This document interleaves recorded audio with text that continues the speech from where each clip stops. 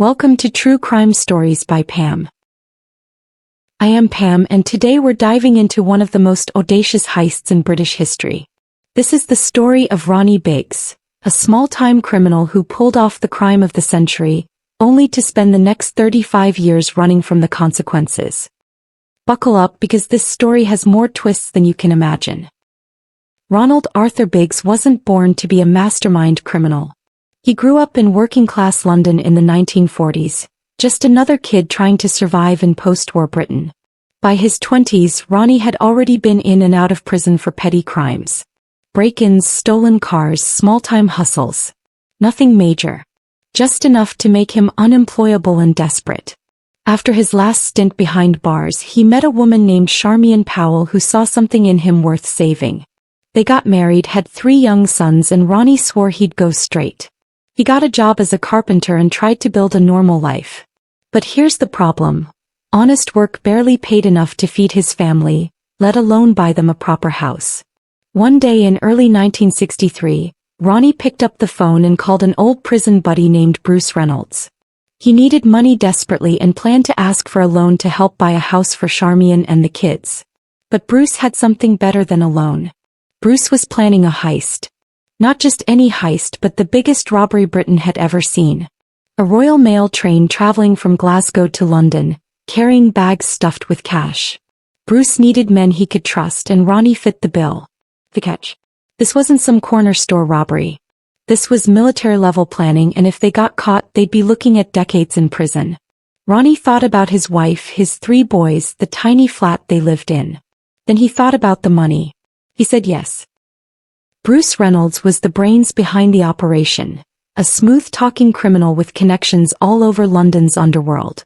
He'd been planning this job for months, and he'd assembled a crew of 15 men. Each had a specific role. There was Gordon Goody, the muscle. Charlie Wilson, the enforcer. Buster Edwards, the getaway driver. And now Ronnie Biggs, who had one critical connection. He knew a train driver. If things went sideways and they couldn't get the real driver to cooperate, they'd need someone who could move the locomotive. Ronnie promised he could deliver. But the real genius of Bruce's plan was the inside man, someone they only called the Ulster Man. This mysterious informant worked for the Royal Mail and had access to train schedules, security details, and most importantly, cargo manifest. He knew exactly when the Glasgow to London train would be carrying its heaviest load. The target was the high-value package carriage, a reinforced mail car that would be loaded with used banknotes on the night of August 8, 1963. According to the Ulsterman's intel, it would be carrying approximately £2.6 million, the equivalent of $35 to $50 million today. The gang rented a remote farmhouse called Leatherslade Farm, hidden away in the countryside miles from anywhere. It would be their hideout after the robbery, the place where they'd divide the money and lay low until the heat died down. For weeks, they gathered at the farm, going over every detail. They bought ski masks, gloves, and metal bars. Bruce insisted on no guns. He wanted this to be a clean job, no one hurt, just money taken from a faceless institution. They were so confident they even joked about it. What could possibly go wrong? August 8, 1963. 3. Berdago Bridge, Buckinghamshire. The night was black as coal, no moon, no stars visible through the clouds. 15 men in ski masks crouched in the darkness beside the railway tracks. They'd already tampered with the signal system, using a battery to force the green light to turn red. The train was scheduled to pass through at 3:03 a.m., and like clockwork they heard it rumbling in the distance. Jack Mills, a 57-year-old train driver and father of 2, saw the red signal and began to slow down. It was standard procedure. He had no idea he was driving into an ambush. The train screeched to a halt, steam hissing in the cold night air. Jack climbed down from the cab to check what was wrong with the signal. That's when the gang struck. Before Jack could react, someone hit him with a metal bar. He went down hard, blood pouring from a gash in his head. The gang swarmed the locomotive. Despite his injuries, they dragged Jack back into the cab and ordered him to move the train forward to their loading point. Dazed and bleeding, he tried to comply but couldn't operate the controls properly. Here's where Ronnie's plan fell apart. The backup train driver Ronnie had promised never showed up. The man got cold feet at the last minute and didn't come. Now they had to force the injured Jack Mills to move the train himself. After several tense minutes, they got the locomotive to the bridge where their trucks waited. They uncoupled the back carriages, leaving just the front section with the high-value package car. Inside, 5 postal workers were tied up, terrified but unhurt. The gang had exactly 15 minutes before police could respond to any alarm. They formed a human chain and started throwing bags into the Land Rovers. 128 bags. 2.6 million pounds. By 3:27 a.m. they were gone. Back at Leatherslade Farm the mood was electric. They'd actually done it. The impossible heist. The money was everywhere, piled on tables, stuffed in bags, stacked against walls. More cash than any of them had ever seen in their lives. They spent the next few days at the farm dividing the loot. Each man's share came to about £150,000, roughly $2 to $3 million in today's money. Ronnie Biggs held his share and felt like a king. He could buy Charmy in that house. He could give his boys everything they needed. They were set for life. To celebrate, the gang played Monopoly with real money, drank expensive whiskey and made plans for their futures. They felt invincible. The perfect crime had been pulled off, and soon they'd all disappear into their new lives. But they'd made one critical, fatal mistake. Bruce had hired someone to burn down the farmhouse after they left, to destroy all the evidence. The guy took the money and never did the job. Maybe he got scared. Maybe he pocketed the cash and figured no one would know. Either way, 3 days after the robbery, a local farmer noticed suspicious activity at Leatherslade Farm and called the police. When investigators arrived, they found a treasure trove of evidence. Fingerprints everywhere. On bottles, on windows, on furniture. And most damning of all, on the Monopoly board and game pieces they'd played with using stolen money. The police launched the biggest manhunt in British history. Helicopters swept the countryside. Roadblocks went up across southern England. Jack Mills became the face of the investigation, his injury proof that these weren't gentlemen thieves but violent criminals. The public was outraged. These men had to be caught. The arrests came fast. Within weeks, the forensic evidence started matching names. Roger Corddry was first, caught with £140,000 hidden in a caravan. Then came Charlie Wilson, Gordon Goody and others. One by one the gang fell. Ronnie Biggs thought he might escape detection. His role had been relatively small compared to the others. He just recruited a train driver who never showed up. Maybe the police wouldn't connect him to the robbery. Maybe he'd get lucky. But forensics don't lie. Ronnie's fingerprints were found on a bottle of ketchup at the farmhouse. Just one bottle. That's all it took. On September 4, 1963, barely 3 weeks after the heist, police kicked in the door of Ronnie's home. Charmian watched in horror as they arrested her husband in front of their 3 young sons. The trial began in January 1964 and became a media sensation. 12 defendants sat in the dock facing charges of robbery and assault. The prosecution painted them as thugs who'd viciously attacked an innocent man doing his job. The defense tried to argue they were just desperate men trying to provide for their families, that the violence wasn't planned. The jury wasn't buying it. On April 16, 1964, the verdicts came down. Guilty. Every single one of them. Then came the sentences and they shocked the nation. The judge handed down 30 years in prison. 30 years for a robbery where technically no one died. It was one of the harshest sentences in British legal history, meant to send a message. Ronnie Biggs was 34 years old. By the time he'd be released, he'd be 64. His children would be grown adults who barely remembered him. His life was effectively over. Unless he did something drastic. Wandsworth Prison, London. Maximum security. Ronnie Biggs became prisoner 19463, locked in a cell barely bigger than a closet. The reality of 30 years hit him like a freight train. He wrote letters to Charmian constantly, promising he'd find a way back to her and the boys. But how? The walls were 20 feet high, topped with razor wire and broken glass. Armed guards patrolled the perimeter 24 hours a day. Escape seemed impossible. But prison has its own economy, its own network of information. Within weeks of arriving, Ronnie started hearing whispers about a man named Paul Seaborn, a criminal who specialized in prison escapes. For the right price, Seaborn could get anyone out. The price was £40,000, roughly $600,000 today. Ronnie had hidden his share of the robbery money before his arrest. He just needed someone to retrieve it. Through coded letters, Ronnie contacted Charmian. She was living a nightmare. Her husband was in prison, she had 3 boys to feed, and now Ronnie was asking her to use stolen money to fund a prison break. She could have said no. She could have told him to serve his time and come home when it was done. But she loved him. She wanted her sons to know their father. And 30 years was effectively a life sentence.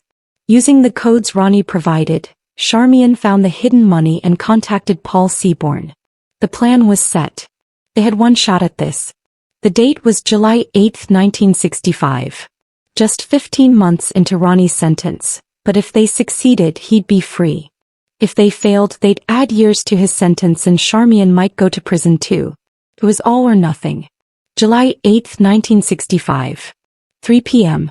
The exercise yard at Wandsworth Prison. Ronnie was outside with about 24 other inmates, walking in circles under the watchful eyes of guards and towers. It was a hot summer day and the yard was crowded. Then, without warning, a furniture delivery van pulled up outside the prison wall. This wasn't unusual. Deliveries happened all the time. But what happened next was pure audacity. A rope ladder came flying over the 20-foot wall, landing in the middle of the exercise yard.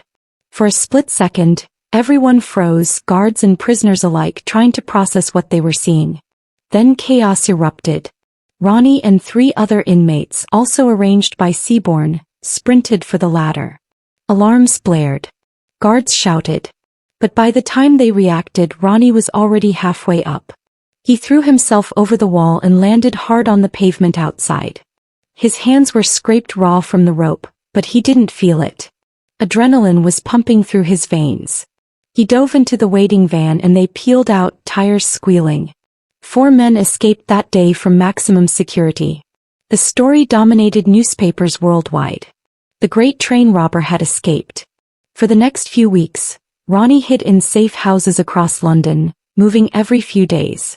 His face was on every television, every newspaper. The manhunt was intense. But Ronnie had a plan. He couldn't stay in Britain. He needed to vanish completely, become someone else. He contacted underworld figures who specialized in creating false identities. Within days, he was smuggled to Paris in the back of a flower delivery truck, hidden among bouquets and wreaths.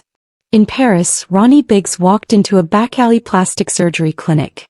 When he walked out weeks later, he looked like a different man. The plastic surgeon worked in a dingy apartment in Paris's red light district, the kind of place that didn't ask questions if you paid in cash. Over several painful procedures, Ronnie's face was altered. His nose was reshaped, his chin modified, his cheekbones adjusted.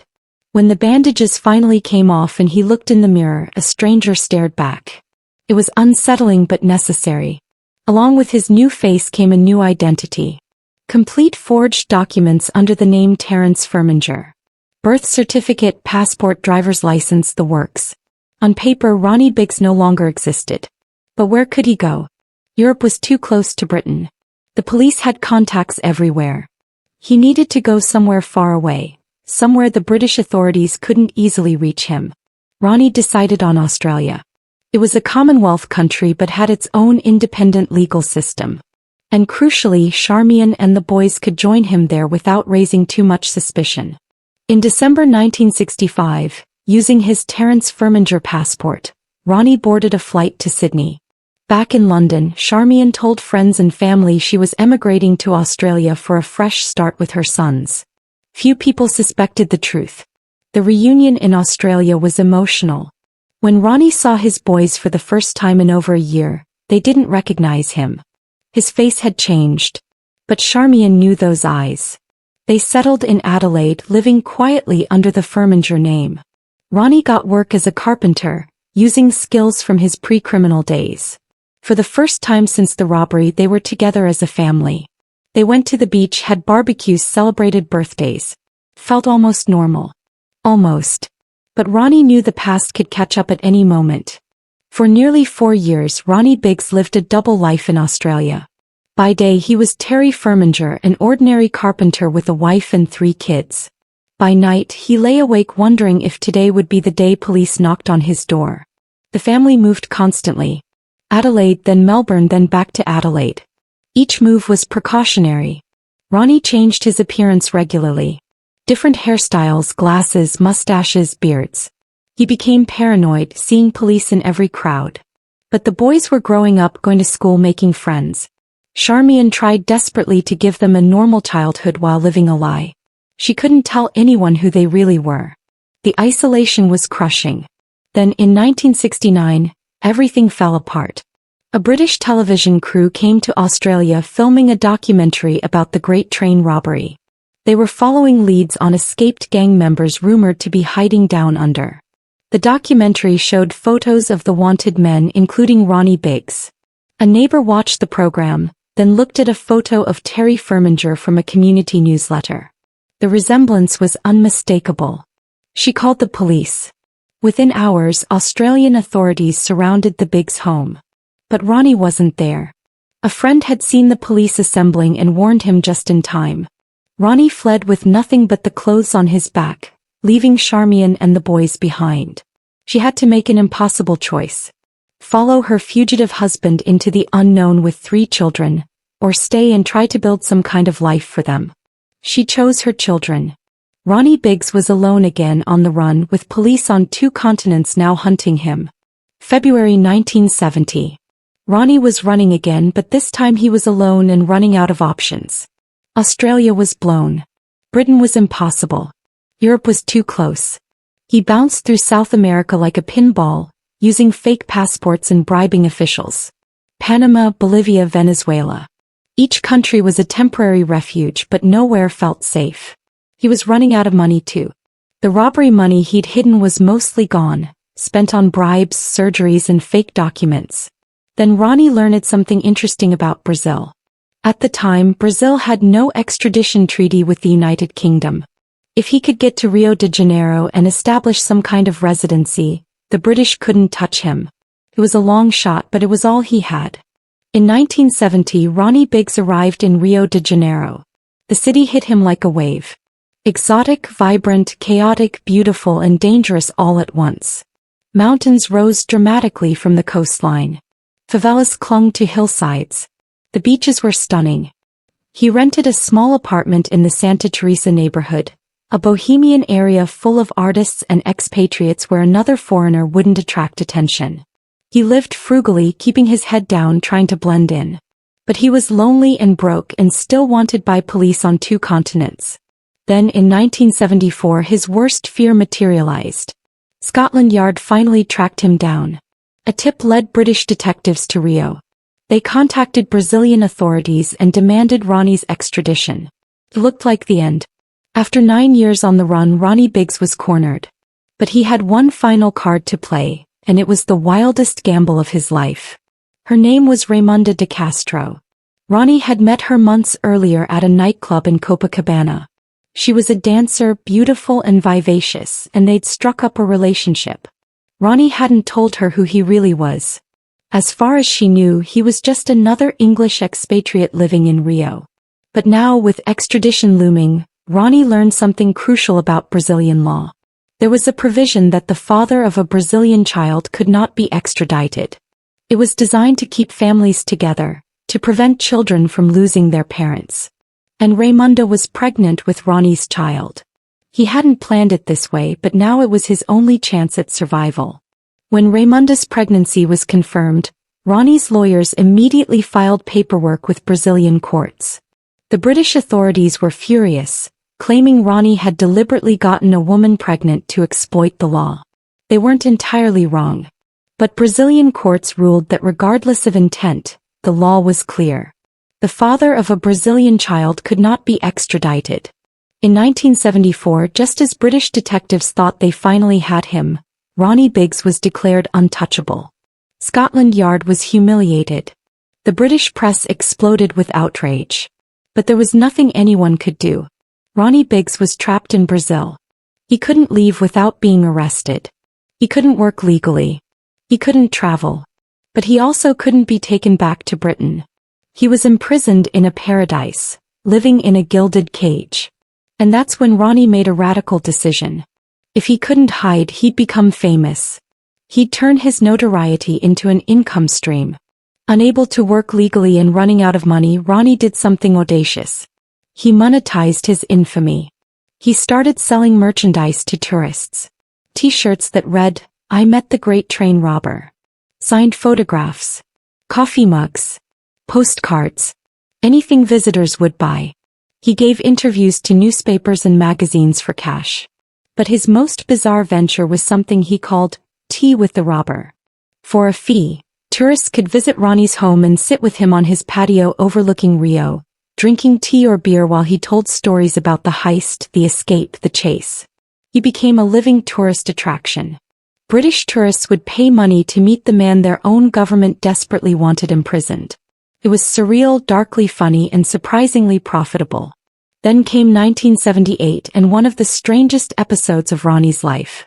The Sex Pistols, Britain's most controversial punk rock band, traveled to Rio to record music with him. They were at the height of their notoriety, banned from venues across Britain for their anarchist message and offensive behavior. Recording with Ronnie Biggs was the ultimate middle finger to the British establishment. They recorded several songs together, including No One Is Innocent, which featured Ronnie on vocals. The collaboration made international headlines. Here was Britain's most wanted fugitive recording music with Britain's most notorious band. The British government was apoplectic. Conservative politicians demanded action. But there was nothing they could do. Ronnie loved every minute of it. He wasn't just a criminal anymore. He was a counterculture icon, a symbol of rebellion against authority. For a brief moment he was more famous than ever. March 1981. Rio de Janeiro. Ronnie was walking home from a bar late one night, slightly drunk, completely unaware he was being followed. A van pulled up beside him. Before he could react, 4 men grabbed him, threw a bag over his head and dragged him inside. The van sped off into the night. Ronnie had been kidnapped, but this wasn't a ransom situation. The kidnappers were ex-British soldiers led by a man named John Miller. They weren't after money. They wanted glory and believed the British government would pay them a massive reward for delivering Ronnie Biggs. Their plan was simple. Kidnap Ronnie, smuggle him out of Brazil on a yacht, take him to Barbados, a British territory, and hand him over to authorities. They drugged Ronnie and sailed across the Atlantic. It took days. When they arrived in Barbados, the kidnappers expected to be treated as heroes. Instead, they were arrested for illegal abduction. Barbados had no extradition treaty with the UK that covered this situation, and more importantly, the kidnapping itself was a serious crime. International law was clear. You can't kidnap someone from one country and expect another country to reward you for it. After a brief diplomatic standoff that made headlines worldwide, Barbados made a stunning decision. Ronnie Biggs would be sent back to Brazil as a free man. The kidnappers would face criminal charges. Ronnie flew back to Rio, somehow even more famous than before. The British government was humiliated again. Ronnie had escaped twice from prison, evaded capture for over a decade. And now even a kidnapping couldn't bring him to justice. He seemed untouchable. By the 1980s, Ronnie Biggs was a fixture in Rio de Janeiro. Locals called him O Ingles, the Englishman. He frequented the same bars and beaches. He was free, but only within Brazil's borders. He couldn't visit his sons who'd grown up in Australia. He couldn't attend his mother's funeral in England when she died. He couldn't travel anywhere without being arrested. He was trapped in paradise, and paradise was beginning to feel like a prison. The initial thrill of freedom had worn off. The celebrity status that sustained him was starting to fade. By the 1990s, fewer tourists wanted to pay for Tea with the Robber. Merchandise sales dried up. The media moved on to newer, shinier stories. Ronnie was broke again, living in poverty in one of the world's most beautiful cities. And he was getting old. In 1998 he suffered his first stroke. Then another. His speech became slurred. His left side was partially paralyzed. He needed constant medical care, but medical care in Brazil was expensive and he had no money. He couldn't work. He had no pension, no savings, no safety net. He was literally dying in poverty, an old man far from home with no one to help him. He'd spent 30 years in Brazil, longer than the prison sentence he'd been running from. And what did he have to show for it? Nothing. His wife had divorced him. His sons barely knew him. He was alone, sick and broke. Ronnie began to wonder if he'd made the worst mistake of his life when he escaped that prison in 1965. May 7, 2001. After suffering multiple strokes and living in poverty, Ronnie Biggs made a decision that shocked the world. He contacted British authorities with an offer. He wanted to come home. Not as a free man. He knew that wasn't possible. He wanted to return to Britain to serve the remainder of his sentence in exchange for access to the National Health Service. He was dying, broke, and wanted to spend his final years in his home country. The British government saw this as a public relations victory. After 36 years, the great train robber was voluntarily surrendering. They agreed to his terms. On May 7, 2001, Ronnie boarded a plane in Rio de Janeiro. The British press was on board, documenting every moment. It was a media circus. When the plane touched down at London Heathrow, Ronnie was immediately arrested. He was 71 years old, in a wheelchair, partially paralyzed, and could barely speak. He was taken directly to Belmarsh Prison, one of Britain's highest security facilities. The remaining 28 years of his sentence were reinstated. He'd served only 15 months before escaping in 1965. Public reaction was divided. Some celebrated his return to justice. Others called it cruel to imprison a dying old man. Ronnie's family immediately launched a campaign for his release on compassionate grounds.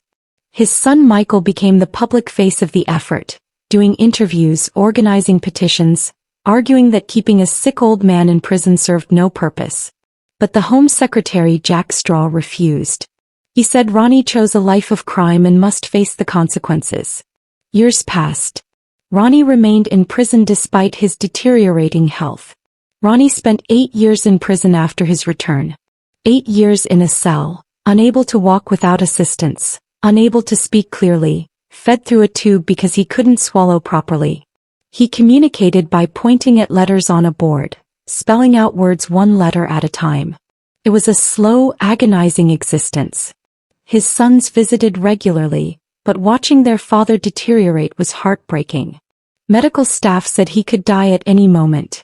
Human rights organizations called his continued imprisonment inhumane. But the government held firm. They said releasing him would send the wrong message, that criminals could escape justice by simply waiting until they were old and sick. Finally, on August 6, 2009, 8 years after his return, the government relented. Ronnie Biggs was released on compassionate grounds. He was 79 years old and had perhaps months to live. He was transferred to a nursing home in North London. He was free but barely conscious of it. He couldn't walk, couldn't speak, could barely acknowledge the people around him. His sons visited regularly. They'd sit with him, tell him about their lives, show him photos of his grandchildren he'd never really known. Ronnie would nod slightly, whether from understanding or just involuntary movement, no one was sure. He was home, but at what cost? He'd spent 36 years running from a 30-year sentence, only to serve 8 years as a broken old man. Was it worth it? Only Ronnie knew the answer, and he couldn't tell anyone anymore. So who was Ronnie Biggs? The question doesn't have a simple answer. He participated in a violent robbery that left Jack Mills, the train driver, with permanent injuries. Mills never fully recovered and died 7 years after the attack. Medical examiners couldn't definitively link his death to the robbery, but his family always believed it contributed. Mills suffered from headaches, depression, and PTSD after that night. He tried to return to work but couldn't. The attack broke something in him that never healed.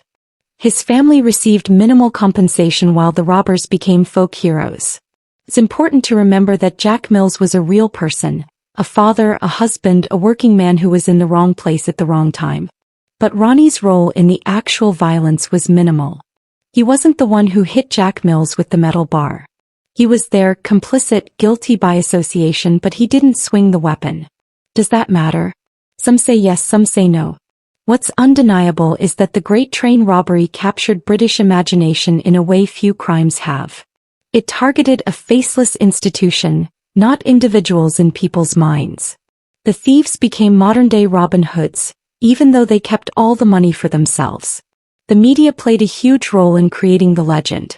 Every escape, every sighting, every interview was front-page news. Ronnie became more famous for being on the run than for the robbery itself. Books were written. Movies were made. The crime became entertainment, and in the process, the real victims were forgotten. The media transformation of Ronnie Biggs into a celebrity reveals something troubling about our culture. We're fascinated by outlaws, by people who break rules and get away with it. There's something romantic about the idea of escaping justice, living as a fugitive in an exotic location, becoming famous for being wanted. But that romanticism comes at a cost. It obscures the real harm caused by crimes. While Ronnie was recording music with the Sex Pistols and selling merchandise in Rio, Jack Mill's family was struggling financially. While Ronnie was giving interviews for cash, Jack Mill's widow was living in poverty. The disparity is stark and uncomfortable. And yet there's something undeniably compelling about Ronnie's story. The audacity of the prison escape. The plastic surgery transformation. The Brazilian loophole. The kidnapping that backfired. These are the elements of a thriller novel, except they really happened. Ronnie lived an extraordinary life, filled with more drama than most people experience in 10 lifetimes. He was clever, resourceful, and remarkably lucky. He also caused real harm and spent decades running from consequences. Both things can be true simultaneously. The legend of Ronnie Biggs exists in the tension between those two truths. He was neither a pure villain nor a lovable rogue. He was a complicated human being who made terrible choices and lived with them in ways both glamorous and tragic. December 18, 2013. North London. Ronnie Biggs took his last breath in a nursing home, surrounded by his sons. He was 84 years old. He'd spent 35 years on the run, 8 years in prison after his return, and 4 years in a nursing home. His life had been extraordinary, chaotic, famous, and ultimately sad. In his final months, when he could still communicate using his letterboard, a journalist asked him if it had all been worth it. Ronnie took his time spelling out the answer, pointing at letters one by one. No, it hadn't been worth it. Those 2 letters carried the weight of a lifetime of regret. What did Ronnie regret? Not the robbery itself, apparently. In earlier interviews, he'd said he didn't regret the crime. He regretted the pain he caused his family. His wife Charmian, who'd loved him enough to help him escape, had divorced him years ago. His sons grew up without their father, carrying the stigma of his notoriety. They were bullied in school, struggled with identity issues, and had complicated feelings about the man they barely knew. Ronnie missed their entire childhoods. He missed birthdays, graduations, weddings. He missed being a father. And for what? Money he couldn't keep. Fame that turned into farce. Freedom that felt like imprisonment. In the end, Ronnie Biggs died as he'd lived for decades. Far from the people he loved, paying the price for choices made in desperation half a century earlier. But Ronnie wasn't the only one whose life was destroyed by the Great Train Robbery. Of the 15 robbers, most served their sentences and tried to rebuild their lives afterward. Bruce Reynolds, the mastermind behind the operation, evaded capture until 1968. He was arrested in Torquay and served 10 years in prison. After his release, he struggled with alcoholism and depression. He eventually wrote books about the heist, trying to profit from his notoriety just as Ronnie had. He died in 2013, the same year as Ronnie, largely forgotten by the public that had once been obsessed with his crime. Charlie Wilson, another key member of the gang, escaped from prison in 1964 but was recaptured in Canada in 1968. After serving his sentence, he moved to Spain where he became involved in drug trafficking. In 1990, he was shot and killed outside his villa in Marbella, likely murdered by drug dealers he'd crossed. Buster Edwards, the getaway driver, eventually turned himself in and served 9 years. After his release, he tried to live a normal life, running a flower stall outside Waterloo Station in London. But he struggled with depression and guilt. In 1994, he hanged himself in his garage. The robbery had cast a shadow over all their lives even decades later. The money, most of which was never recovered, didn't bring any of them happiness. Speaking of the money, one of the great mysteries of the Great Train Robbery is what happened to the cash. Of the £2.6 million stolen, only about 400,000 was ever recovered by police. That means roughly £2.2 million, equivalent to perhaps $40 million today, vanished. Some was certainly spent on the gang's escape plans, bribes, false documents, and plastic surgery. But that couldn't account for all of it. Police believe significant amounts were buried or hidden with plans to retrieve it later. Some of those hiding spots may have been forgotten or lost when gang members were arrested. There are probably stashes of rotting cash buried in fields or hidden in walls somewhere in England, still waiting to be discovered. Other portions of the money likely made it into circulation through careful laundering. Small amounts spent over years wouldn't attract attention. Some gang members may have given portions to family members or trusted friends for safekeeping. Those people not involved in the crime itself could spend or invest the money without suspicion. There are rumors, never confirmed, that some of the money funded legitimate businesses that still operate today. Money has a way of disappearing into the economy, especially when people are motivated to hide it. The truth is, we'll probably never know what happened to most of the stolen cash. It's part of what keeps the Great Train Robbery in the public imagination. Somewhere out there might still be money waiting to be found. Remember the Ulster Man, the mysterious inside man who gave the gang crucial information about train schedules and cargo? He was never caught. Never identified. Never brought to justice. He took his cut of the money, estimated at over £100,000, and vanished into history. For decades, investigators tried to identify him. They had theories. One popular suspect was a postal worker named Patrick McKenna who had access to the right information and died in the 1990s. But it was never proven. McKenna's family denied he was involved, and there was no concrete evidence linking him to the crime. The Ulsterman's escape raises uncomfortable questions about justice. He was arguably more culpable than some of the gang members. Without his inside information, the robbery might never have succeeded. He betrayed his employer, his colleagues, and public trust. Yet he faced no consequences. He potentially lived a comfortable life with his share of the money while others went to prison. It's a reminder that justice isn't always served, that sometimes the guilty get away with it. The Ulsterman represents the perfect crime, or at least the perfect escape from crime. Whoever he was, he understood something fundamental. In any conspiracy, the person who stays invisible is the person who survives. The gang became famous, which led to their capture. The Ulsterman stayed anonymous and lived free. Ronnie Biggs deserves her own chapter in this story because her life was shaped by Ronnie's choices in ways that were both profound and tragic. She married Ronnie believing he'd left his criminal past behind. She had 3 children with him, built a home, tried to create a normal family. Then came the robbery, the arrest, the trial. She could have divorced him then, moved on with her life. Instead, she helped him escape from prison using stolen money to pay for it. That decision made her complicit in his crimes and destroyed any chance of a normal life for her and her sons. In Australia, she lived under a false identity, constantly afraid of discovery. When Ronnie fled to South America, she made the hardest choice of her life, staying behind with their children instead of following him into the unknown. She eventually divorced Ronnie and wrote a memoir called Odd Man Out about her experiences. She rebuilt her life in Australia, but the stigma never fully disappeared. She rarely gave interviews in later years and avoided talking about Ronnie. Their story, which might have seemed romantic in the abstract, was actually one of betrayal, abandonment, and consequences that rippled through generations. Charmian loved Ronnie, but that love cost her nearly everything. She was a victim of his choices, even if she was also complicit in some of them. Ronnie's 3 sons, Chris, Farley, and Nicholas, had perhaps the most complicated relationship with their father's legacy. They were young children when he was arrested, barely old enough to understand what was happening. They knew their dad went away, then he came back, then he disappeared again. Growing up as the Great Train Robber's kids shaped their entire lives in ways both visible and invisible.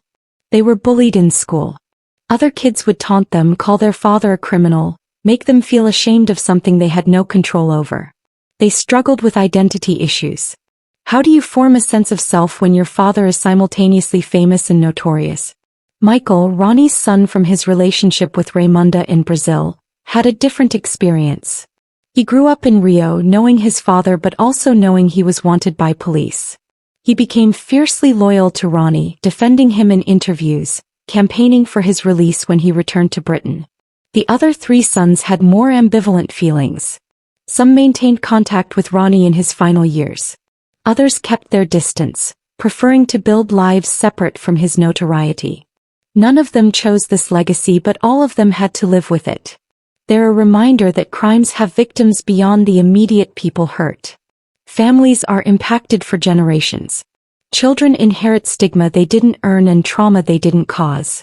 The Great Train Robbery's cultural impact extends far beyond the crime itself. It's been the subject of numerous books, documentaries, movies, and TV shows.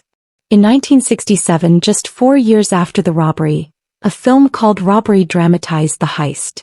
In 1988, a TV movie called Buster starring Phil Collins as Buster Edwards romanticized the story. More recently, a 2013 BBC miniseries called The Great Train Robbery presented a more balanced account. Each adaptation shaped public perception in different ways. Some portrayed the robbers as lovable rogues. Others emphasized the violence and consequences. The robbery became a defining moment in British crime history, a symbol of both audacity and hubris. It represented a time when criminals could pull off spectacular heists, when escape seemed possible, when the system could be beaten. It fed into anti-establishment sentiment in 1960s Britain, a time of social change and questioning of authority. The robbers became folk heroes to some, representing working-class men taking from the rich. Of course, that narrative conveniently ignored the fact they stole from the Postal Service, a public institution, and kept all the money for themselves. But narratives aren't always logical. The Great Train Robbery entered British cultural consciousness in a way few crimes have, becoming shorthand for audacious criminality. The 30-year sentences handed down to the train robbers sparked intense debate about proportionality in sentencing. Critics argued the sentences were excessively harsh, noting that murderers often received lighter sentences. The robbery, while violent, hadn't resulted in any deaths. 30 years seemed designed to make an example rather than serve justice. The judge who imposed the sentences said he wanted to send a message that this type of crime wouldn't be tolerated. But did the punishment fit the crime? Legal scholars have debated this question for decades. Supporters of the harsh sentences argued that the scale of the robbery and the violence against Jack Mills justified them. They said the robbers had planned a military-style operation targeting a critical national infrastructure. The attack on the train driver was brutal and premeditated, even if it wasn't supposed to be fatal. The sentences reflected the seriousness of attacking public servants and the audacity of stealing such a massive sum. The debate reflects broader questions about criminal justice. Should sentences be proportional to harm caused or to the threat posed? Should they be punitive or rehabilitative? Should they consider the criminal circumstances or just their actions?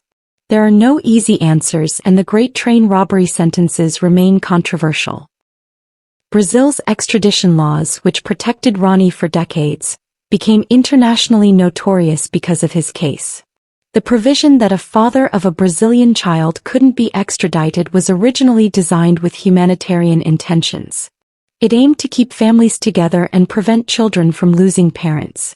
But Ronnie's exploitation of this law exposed a loophole that could be abused.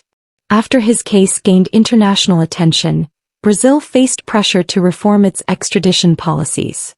The country was criticized for essentially harboring fugitives and allowing criminals to evade justice by having children. In subsequent years, Brazil tightened its extradition laws and signed new treaties with various countries. The loophole Ronnie exploited no longer exists in the same form. Modern Brazilian law allows for extradition in serious cases even if the person has a Brazilian child, though there are still protections to consider the child's welfare. Ronnie Biggs may have been the last or one of the last fugitives to successfully use this particular legal strategy. His case became a cautionary tale in international law, studied by legal scholars as an example of how well-intentioned laws can have unintended consequences. It also highlighted the complexity of international justice, where different countries have different legal systems and priorities. Of the 15 men who participated in the Great Train Robbery, most are now dead. A few are still alive, living quietly in their 80s or 90s, having served their sentences decades ago. They rarely give interviews and generally avoid publicity. The notoriety that once defined them has faded. They're just old men now, carrying the weight of choices made in their youth. Some found redemption of sorts, living honest lives after prison. Others struggled with addiction, depression, or continued criminality. None achieved anything close to Ronnie's level of fame or infamy. Gordon Goody, one of the masterminds, served his sentence and then moved to Spain, where he lived quietly until his death in 2016. He occasionally gave interviews defending the robbery as a victimless crime against an institution, though he expressed regret about Jack Mill's injury. Bobby Welch, another gang member, also served his time and later wrote a book about the experience.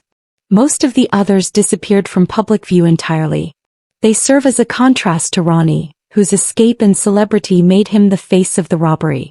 While he was recording music and selling merchandise in Rio, they were serving their time and rebuilding their lives. In the end, they were free in ways Ronnie never was, able to travel, to work, to live without constant fear of capture. What can we learn from Ronnie Biggs' story? First, that running from consequences doesn't erase them. Ronnie spent 36 years as a fugitive, longer than the 30-year sentence he was avoiding. He was free in the technical sense, but imprisoned by his circumstances, unable to travel, work, or live normally. He traded one prison for another. Second, that celebrity isn't the same as happiness. Ronnie became famous, his face recognized worldwide, but it was a hollow fame built on notoriety rather than achievement. He was celebrated for being a fugitive, for exploiting legal loopholes, for evading justice. When the novelty wore off, he was left broke and alone. Third, that family matters more than money. Ronnie's choices cost him his relationship with his wife and sons. He missed their entire lives, chasing freedom and fame that ultimately meant nothing. The money from the robbery didn't last. The relationships he sacrificed were irreplaceable. Fourth, that actions have ripples that extend far beyond the immediate moment. Jack Mills died young, his life cut short by the attack. His family suffered financially and emotionally. Ronnie's family carried the stigma for generations. The other robbers' lives were defined by one night's work. One decision, one crime can echo through decades, affecting countless people in ways both visible and invisible. These lessons seem obvious in retrospect, but in the moment, desperation and opportunity can obscure them. In 2013, just before Ronnie died, a documentary crew gained access to his private diaries from his years in Brazil. What they found was stunning. The diaries revealed a man who was deeply unhappy for most of his time in Rio. The celebrity life was a facade. Behind closed doors, Ronnie wrote about crushing loneliness, constant fear of kidnapping or assassination, and overwhelming regret. He described feeling like a prisoner in paradise, watching life pass by through a window he couldn't reach through. He wrote about missing his sons, about the pain of reading letters from them describing lives he wasn't part of. He wrote about financial stress, about the humiliation of selling merchandise to tourists, about feeling like a circus animal performing for money. The man who seemed to have beaten the system, who'd escaped prison and lived free in a tropical paradise, had actually imprisoned himself in a cage of his own making. He couldn't leave Brazil without being arrested. He couldn't work legally. He couldn't build a real life. He was famous for being a fugitive, but that fame was a trap. Every interview, every photo, every piece of merchandise reminded him of what he'd lost and what he'd become.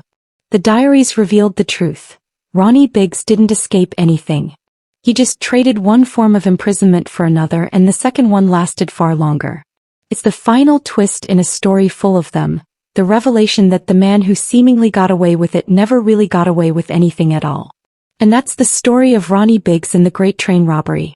A tale of audacity, escape, celebrity, regret, and consequences that stretched across decades and continents. Was he a hero or a villain? A lovable rogue or a violent criminal? The answer depends on who you ask and what you value. But one thing is certain. His story captivated the world for over half a century and continues to fascinate us today. Thank you for watching True Crime Stories by Pam. If you enjoyed this story, please like and subscribe for more fascinating true crime stories. Until next time, stay curious and stay safe. And remember, the truth always reveals itself, always.